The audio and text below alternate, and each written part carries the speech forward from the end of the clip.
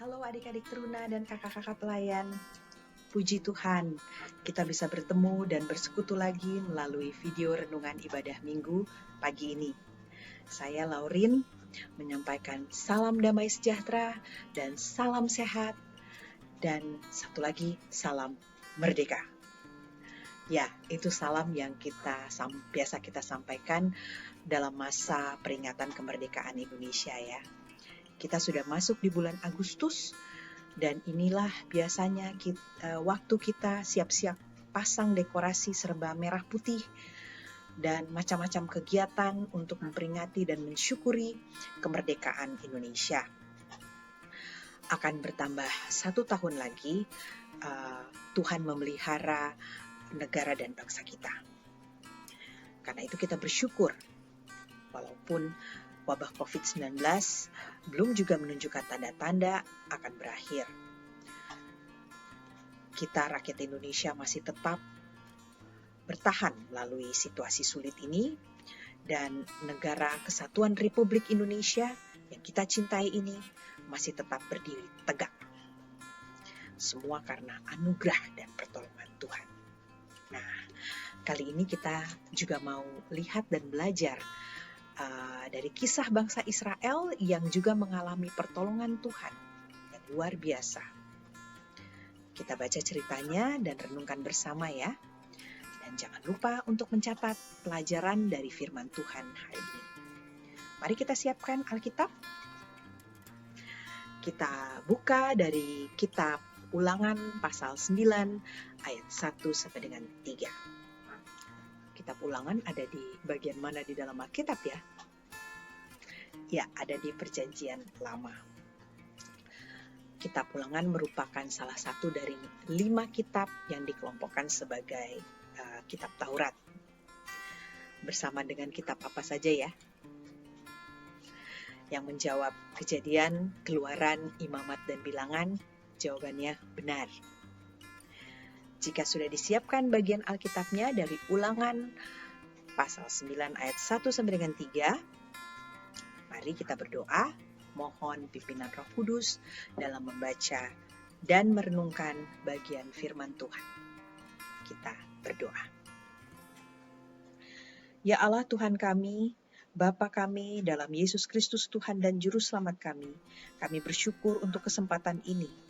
Kami bisa bersekutu saat ini melalui penayangan video renungan ibadah Minggu Teruna di channel YouTube GPIB Bethlehem, Jakarta. Kasih sayang dan pertolongan-Mu yang tiada henti, yang membuat kami bisa menjalani situasi wabah COVID-19 hingga saat ini. Karena itu kami berterima kasih dan memuji-Mu, ya Tuhan. Kiranya Engkau juga mau mengampuni kami atas dosa dan ketidaktaatan kami. Dan biarlah kasih-Mu juga meliputi hati kami, hingga kami pun mengampuni sesama kami. Saat ini kami mau membaca dan merenungkan sabda-Mu. Ya Roh Kudus, tuntun kami, agar kami mengerti maksud dan kehendak-Mu, serta bisa melakukan perintah-Mu dalam hidup kami sehari-hari. Berfirmanlah ya Tuhan, kami siap menerima firman-Mu. Dalam nama Tuhan Yesus Juru Selamat kami berdoa. Amin.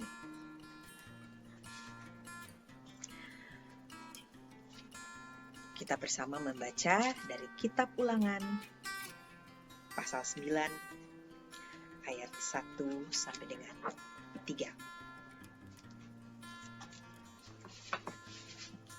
Bersama. Orang Israel diperingatkan supaya jangan membanggakan jasanya. Dengarlah, hai orang Israel, engkau akan menyeberangi sungai Yordan pada hari ini untuk memasuki serta menduduki daerah bangsa-bangsa yang lebih besar dan lebih kuat daripadamu, yakni kota-kota besar yang kubu-kubunya sampai ke langit.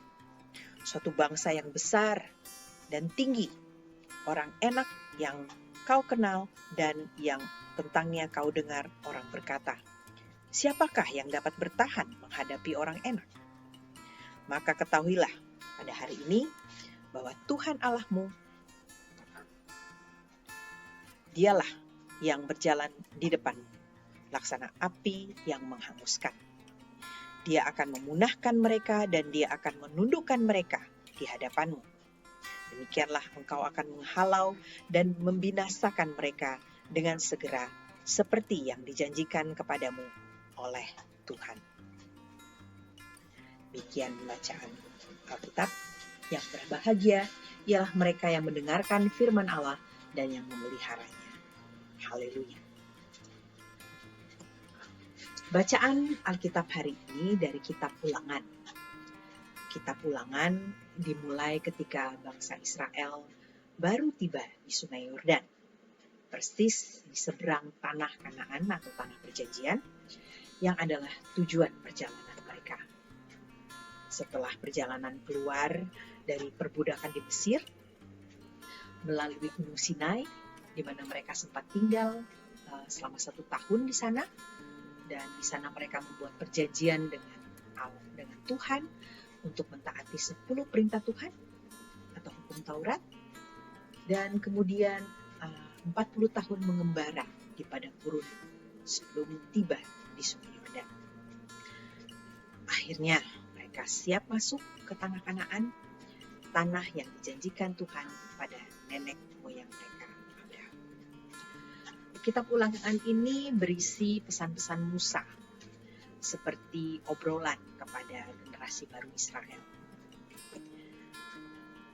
Bangsa Israel jadi harus mengembara di padang gurun selama 40 tahun sebelum bisa masuk ke tanah perjanjian. Ini adalah juga karena pemberontakan dan ketidaktaatan mereka sendiri. Padahal Tuhan dengan setia dan berjalan bersama mereka dan menolong mereka. Jadi generasi yang keluar dari Mesir tidak bisa masuk ke tanah perjanjian karena mereka memberontak dan melawan Tuhan.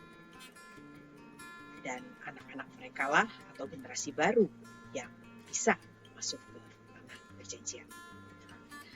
Pesan-pesan Musa berisi tantangan kepada generasi baru ini untuk jadi berbeda dari orang tua mereka dalam menanggapi anugerah dan kasih Tuhan. Musa mengingatkan mereka kepada 10 perintah Allah yang adalah dasar perjanjian mereka dengan Allah. Musa menyampaikan pesan yang penting berikut ini yang terkenal di bangsa Israel. Demikian, dengarlah hai orang Israel, Tuhan itu Allah kita, Tuhan itu Esa. Kasihilah Tuhan Allahmu dengan segenap hatimu dan dengan segenap jiwamu dan dengan segenap kekuatanmu. Dari Ulangan pasal 6 ayat 4 sampai dengan 5. Dalam tradisi Yahudi, hal ini disebut dengan Shema atau dengarlah. Karena kata-kata pertamanya adalah Shema Israel atau dengarlah hai orang Israel. Ini menjadi doa yang sangat penting bagi bangsa Israel dan diucapkan 2 kali dalam sehari. Doa ini menekankan kepada komitmen khusus Israel kepada Allah, yaitu satu-satunya Allah yang mengasihi dan yang melepaskan mereka dari perbudakan. Mereka juga akan memasuki wilayah yang penduduknya menyembah banyak dewa-dewa. Dalam Shema ini, pesan Musa adalah kesetiaan adalah satu-satunya cara menuju hidup dan berkat.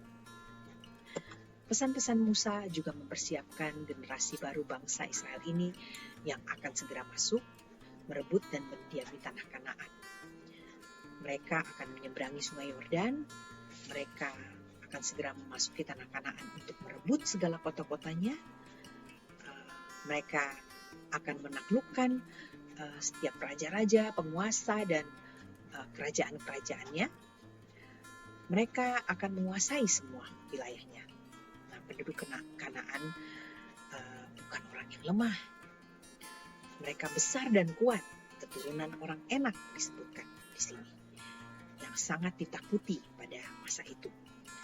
Orang-orang Enak ini adalah orang-orang yang sangat besar, sekitar 2-3 meter, hampir 3 meter tingginya.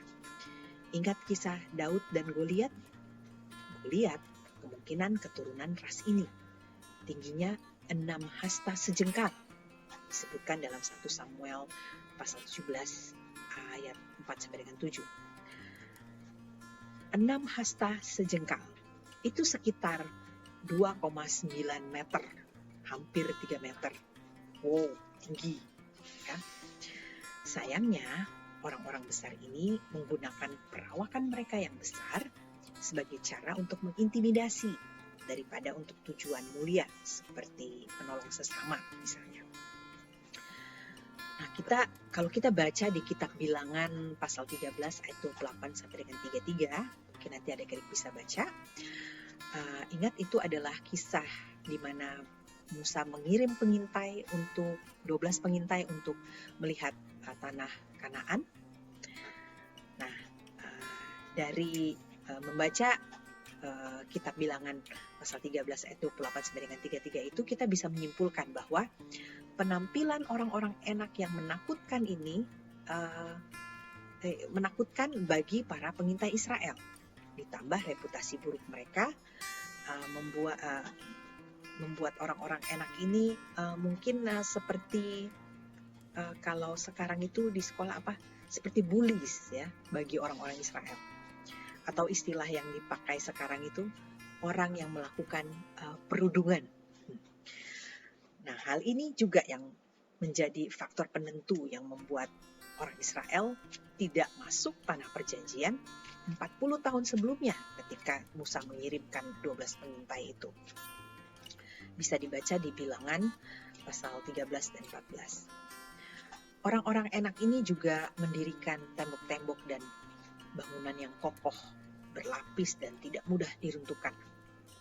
Sementara Israel yang datang akan menyerang dan merebut wilayah mereka hanyalah salah satu bangsa terkecil tanpa persenjataan yang lengkap.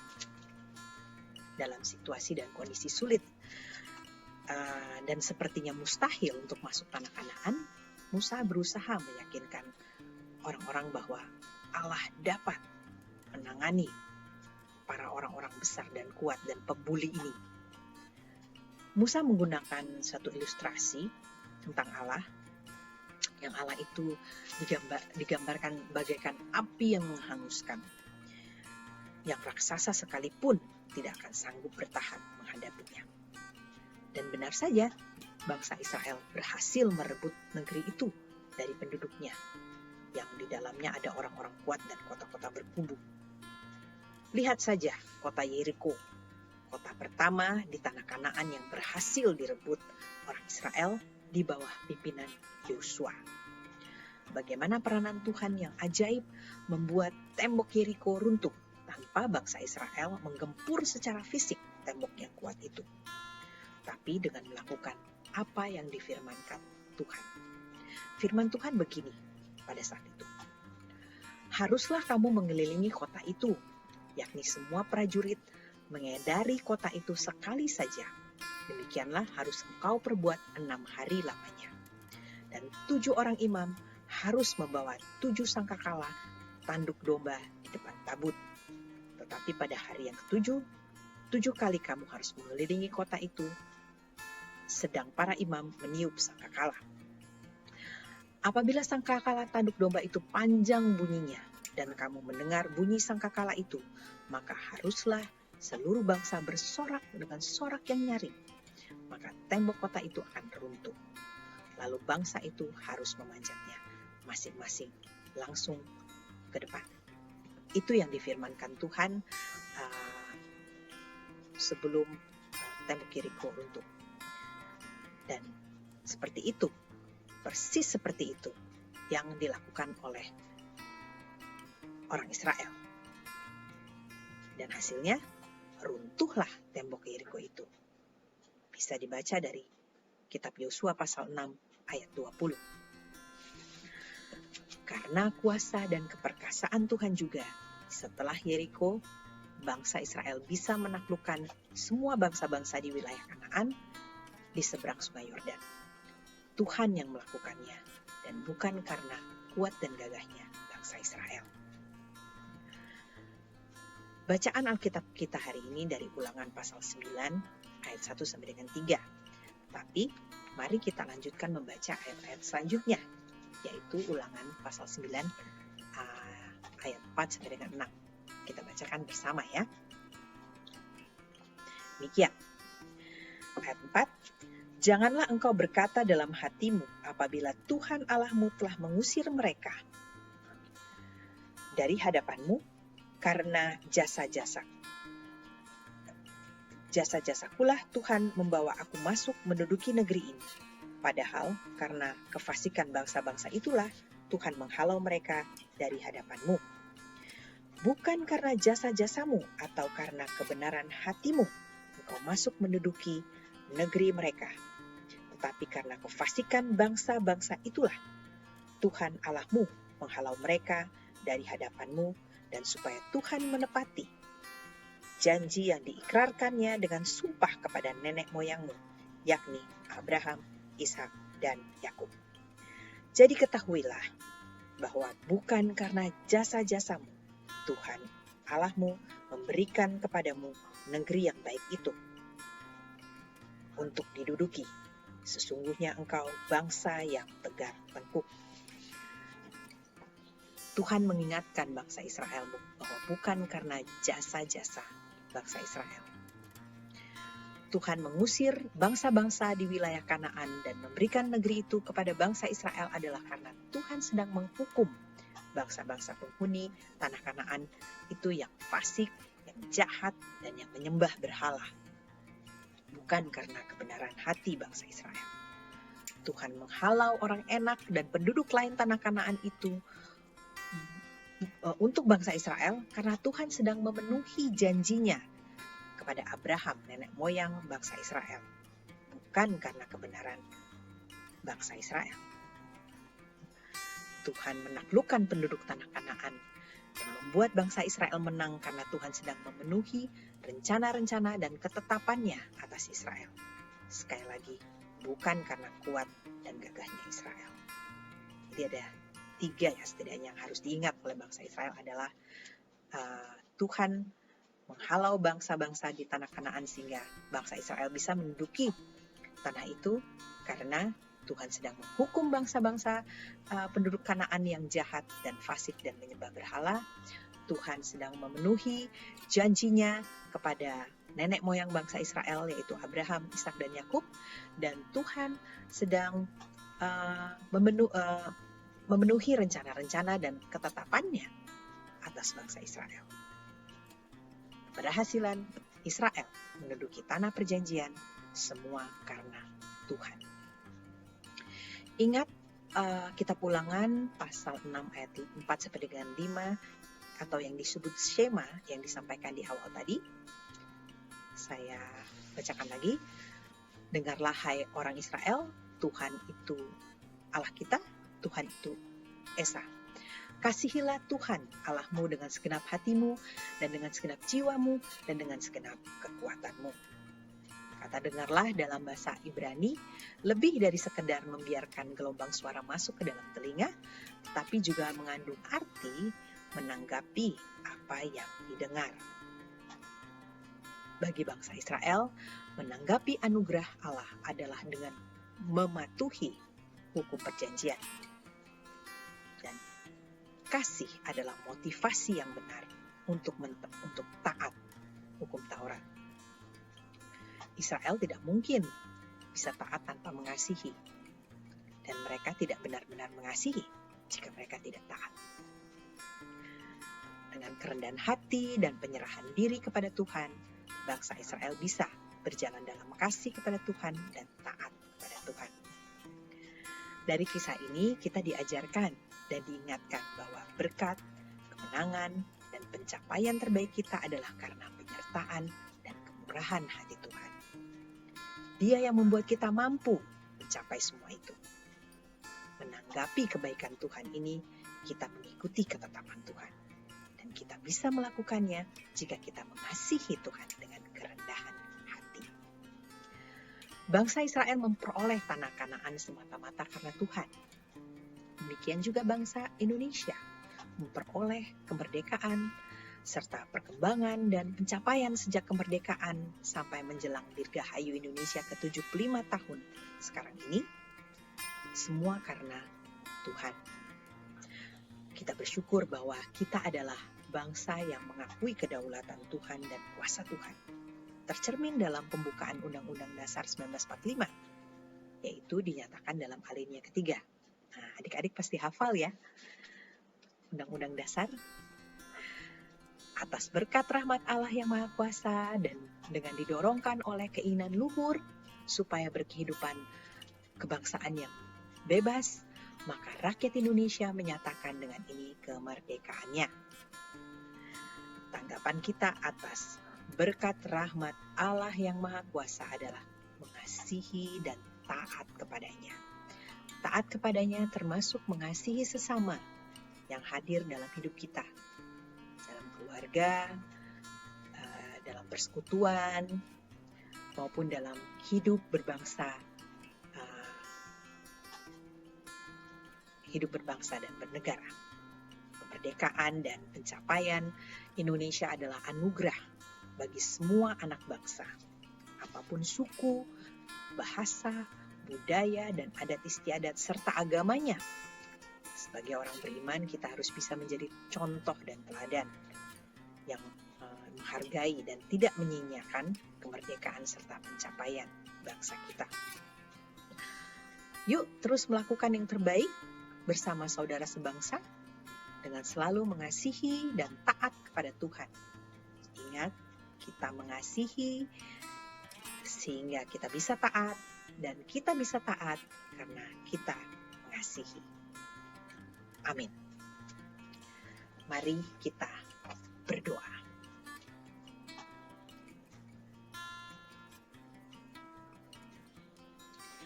Ya Bapa kami, Tuhan yang kami kenal, dalam nama Tuhan Yesus Juru Selamat kami. Betapa dahsyat peran dan pertolongan Tuhan atas bangsa Israel dalam memperoleh tanah perjanjian. Juga sungguh dahsyat Engkau dalam hidup kami. Kami ada hanya karena Engkau yang menentukannya. Tolong kami untuk bisa menanggapi anugerah keselamatan dari Tuhan dengan mengasihi dalam kerendahan hati serta taat kepadamu ya Tuhan. Biarlah kami juga mengasihi sesama kami, saudara sebangsa setanah air, dan bersyukur selalu kepadamu dengan melakukan yang terbaik bagi bangsa dan negara Indonesia yang Engkau anugerahkan kepada kami. Terpujilah Engkau Tuhan, dalam nama Tuhan Yesus Juru Selamat kami berdoa. Amin. Terima kasih sudah bersama membaca dan merenungkan firman Tuhan. Selamat hari Minggu, Tuhan memberkati kita.